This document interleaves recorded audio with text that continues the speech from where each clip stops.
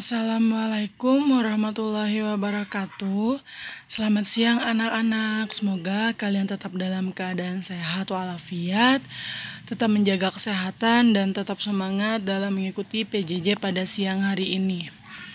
Nah, untuk pembelajaran kali ini, sebelum saya memberikan tugas, saya akan menerangkan sedikit materi tentang struktur teks berita. Tetapi sebelumnya, saya mohon maaf apabila video ini ala kadarnya. Yang penting apa yang saya sampaikan nanti kalian simak baik-baik dan kalian pahami baik-baik ya.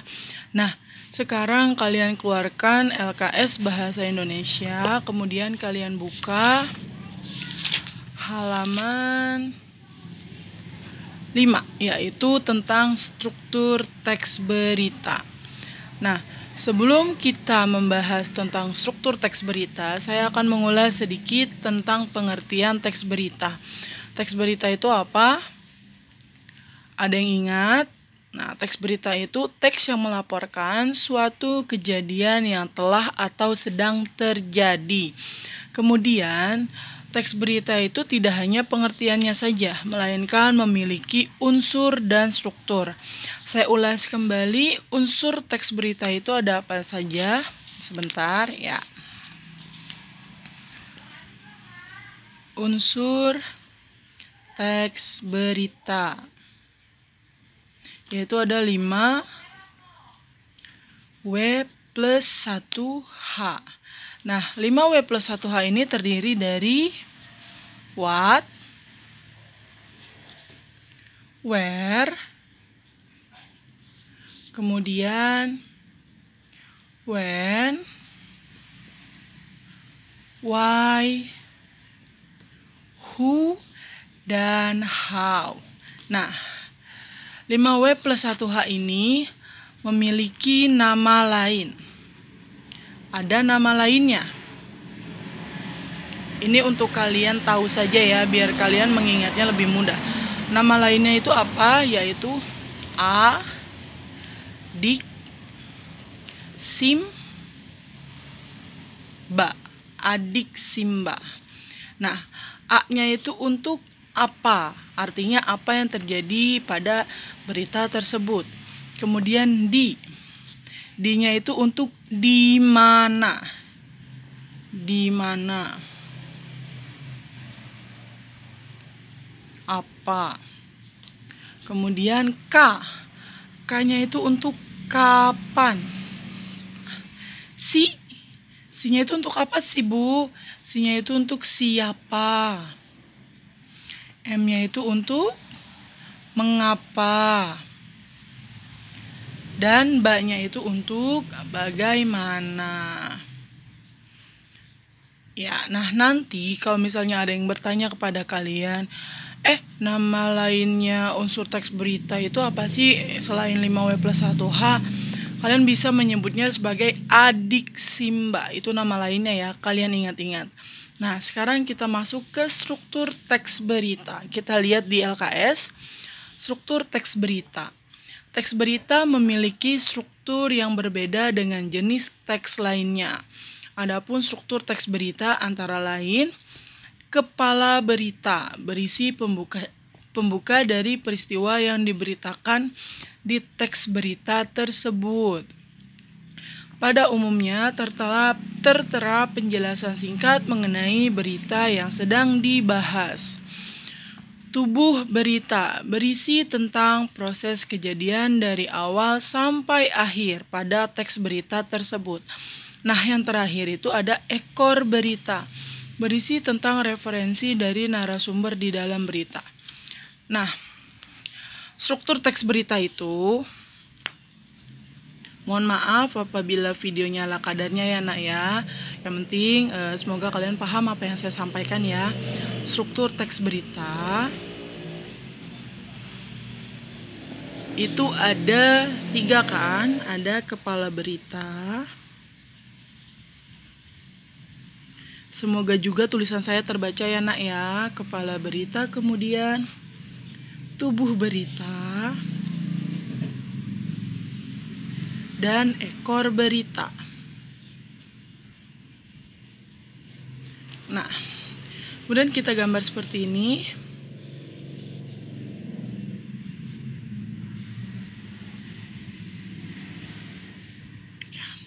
Gambarnya ala kadarnya, kepala berita, tubuh berita, dan ekor berita.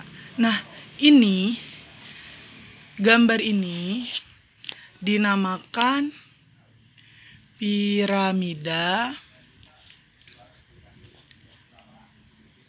terbalik. Jadi nanti kalau misalnya ada yang bertanya kepada kalian, gambar atau diagram struktur teks berita itu dinamakan apa sih? Kalian bisa memberitahunya atau menyebutnya sebagai piramida terbalik. Nah, biasanya struktur teks berita itu kalian disuruh menentukan. Jadi ada berita, kemudian kalian tentukan struktur teks beritanya bagaimana sih, atau cara menentukannya bagaimana sih. Nah, untuk menentukannya itu sangat mudah. Yang pertama, kepala berita. Kepala berita itu adanya di bagian paling awal. Kemudian tubuh berita. Tubuh berita adanya di mana? Di bagian tengah. Bagian tengah. Biasanya paragraf kedua dan seterusnya. Kemudian ekor berita. Nah, ekor berita tuh sangat mudah kita menentukannya di mana, yaitu di paragraf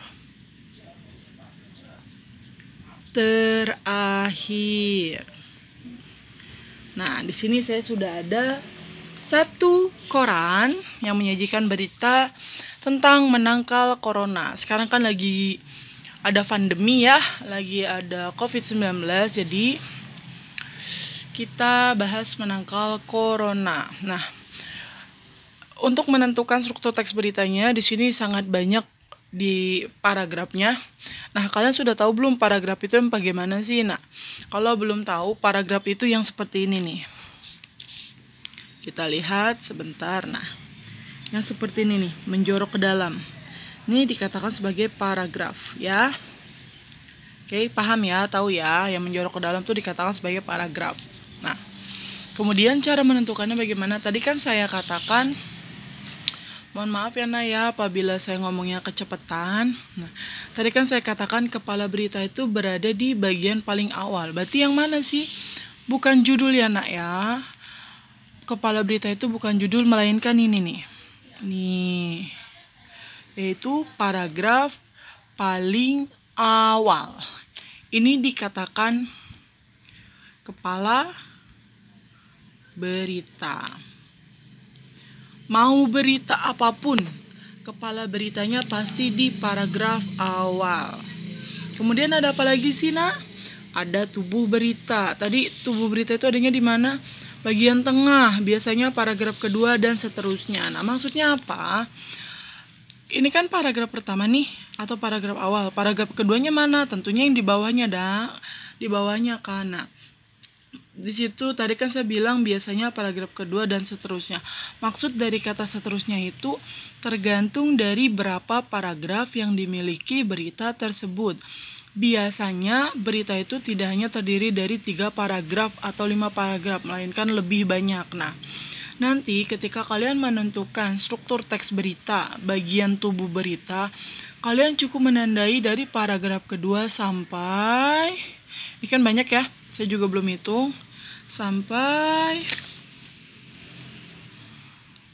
sini. Nah, ini yang dikatakan paragraf kedua sampai seterusnya. Jadi, tubuh berita itu tergantung dari banyaknya paragraf. Misalnya paragrafnya ada 8. Karena paragraf ke-1 itu sudah kepala berita, berarti paragraf kedua sampai paragraf ke-7 itu dikategorikan sebagai tubuh berita. Nah, yang terakhir itu ada ekor berita di paragraf terakhir. Ya sudah, berarti paragraf terakhirnya itu yang ini nih, tinggal kalian tandai itu sebagai ekor berita. Nah, seperti itu. Nah, jadi mudah ya, bahwa kepala berita berada di paragraf paling awal, kemudian tubuh berita berada di paragraf kedua, dan seterusnya, tergantung berapa banyak paragraf yang dimiliki berita tersebut. Dan terakhir itu ada ekor berita berada di paling akhir berita. Nah, seperti itu untuk penjelasan struktur teks berita. Kalian boleh mencatat apa yang saya katakan agar kalian tidak lupa. Kan nanti biasanya kalau misalnya sudah lewat seminggu 2 minggu tuh kadang kalian tuh suka lupa. Nah, kemudian saya akan menjelaskan sedikit tentang tanggapan. Nih, tanggapan dalam berita dapat berupa persetujuan, penolakan atau sanggahan, dan saran atau solusi. Yang pertama, persetujuan. Tanggapan yang kita berikan terhadap artikel, berita, informasi yang sesuai dengan hati dan pikiran kita. Kemudian sanggahan atau penolakan. Sanggahan yang berisi ketidaksetujuan kita terhadap solusi, saran, atau pendapat yang dikemukakan dalam berita atau informasi. Terakhir itu saran, salah satu bentuk tanggapan yang menyempurnakan isi, pemakaian bahasa, dan struktur informasi yang diterima. Nah, biasanya dalam kehidupan sehari-hari kita tuh, kita seringkali memberikan tanggapan terhadap seseorang, terhadap orang lain. Jadi bukan hanya dalam berita, dalam media apapun, dalam hal apapun, biasanya tanpa sadar kalian memberikan tanggapan terhadap orang lain. Misalnya, ada teman kalian yang bercerita tentang masalahnya. Teman kalian cerita panjang lebar, kemudian kalian memberitakan tanggapan. Kalian setuju dengan apa yang teman kalian katakan, atau kalian menolak, tidak setuju dengan apa yang teman kalian katakan. Pun kalian bisa memberikan saran. Oh, seharusnya kamu tidak seperti ini, seharusnya kamu seperti ini atau seperti ini. Gitu ya, Nak ya. Nah, cukup sudah penjelasannya tentang struktur teks berita maupun tanggapan. Sekarang tugas kalian yaitu menentukan, sebentar saya tulis dulu ya.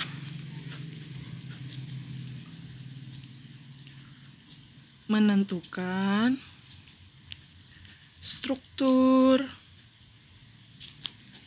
teks berita.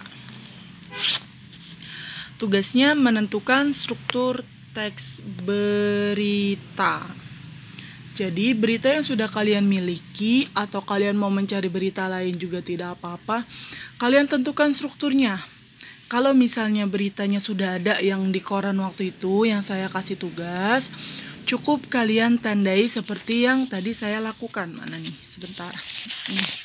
Cukup kalian tandai seperti ini, nanti kalian lingkari atau kalian beri garis, kemudian kalian kasih keterangan itu sebagai kepala berita kah, tubuh berita kah, atau ekor berita ya. Kalau misalnya kalian mencari ulang beritanya di internet atau di majalah atau dimanapun, kalau memang kalian tidak mau menempelnya, kalian harus menulis ulang beritanya. Jadi ada dua pilihan, mau yang ditempel atau mau yang ditulis, itu terserah kalian. Tentukan struktur teks beritanya, kemudian jangan lupa ya Nak ya, kalian berikan tanggapan terhadap berita tersebut. Bebas, tidak harus tiga-tiganya, tidak harus ada persetujuan, tidak harus ada sanggahan, tidak harus juga ada saran. Pokoknya pilih salah satu. Kalau misalnya kalian setuju dengan isi berita tersebut, kalian katakan setuju, kemudian sertakan alasan. Atau kalian menolak atau menyanggah, kalian katakan juga alasannya kenapa kalian menolak. Seperti ketika ada yang nembak kalian nih, mengungkapkan cinta, Ariel, aku suka sama kamu gitu. Oh maaf Dian, aku nggak suka sama kamu karena bla bla bla bla gitu ya. Jadi ada alasannya ya. Jangan cuma ketika nolak cinta doang ada alasannya, tapi ketika di pelajaran pun harus ada alasannya ya. Kemudian saran. Kalau memang ada yang perlu kalian berikan, kalian mau memberikan masukan, gak apa-apa, tulis aja. Nah, di sini di tanggapan ini kalian belajar untuk menyuarakan pendapat kalian. Jangan malu ya nak ya. Saya tidak akan menyalahkan kalian, saya tidak akan memaki-maki kalian, saya tidak akan memarah-marahi kalian meskipun jawaban kalian salah. Tidak, saya akan menghargai apapun jawaban kalian nanti. Tapi ingat, diisi ya, ditulis ya tanggapannya, jangan hanya menentukan strukturnya saja. Ya nak ya. Oke, sebelum saya akhiri video ini, saya berharap kalian tetap semangat dalam mengerjakan tugas-tugas yang diberikan oleh para guru. Dan untuk yang masih malas-malasan, tolonglah ya nak ya, kalian rajin. Karena kalau kalian tidak rajin, kalian tidak mengumpulkan tugas, kalian tidak akan dapat nilai. Saya dan para guru lain pun akan kebingungan dari mana kami harus memberikan nilai sementara kalian itu tidak mengerjakan tugas, tidak mengumpulkan tugas ya. Jadi saya harap kalian tetap semangat, tetap jadi anak yang rajin, tetap jadi anak yang baik meskipun kita belajarnya secara online. Mungkin kalian juga jenuh ya. Sama, saya selaku guru pun sebenarnya jenuh, sudah pengen sekolah secara tatap muka ya, biar bisa berinteraksi langsung sama kalian. Tapi karena keadaannya tidak memadai, ya sudah, kita berusaha semaksimal mungkin agar kalian tetap belajar dengan baik di rumah. Kalau gitu, tugasnya di buku tulis saja ya nak ya. Di buku tulis, jangan lupa sertakan nama dan kelas. Kirimnya ke nomor WA saya saja, jangan ke email ya nak ya. Saya tunggu sampai jam 10 malam. Kalau misalnya memang ada yang tidak dipahami atau belum dimengerti atau kalian bingung, silakan WA saya secara pribadi ya nak ya. Kalau gitu saya akhiri video ini. Mohon maaf apabila ada perkataan saya yang menyinggung atau ada perkataan saya yang kurang jelas. Wassalamualaikum warahmatullahi wabarakatuh.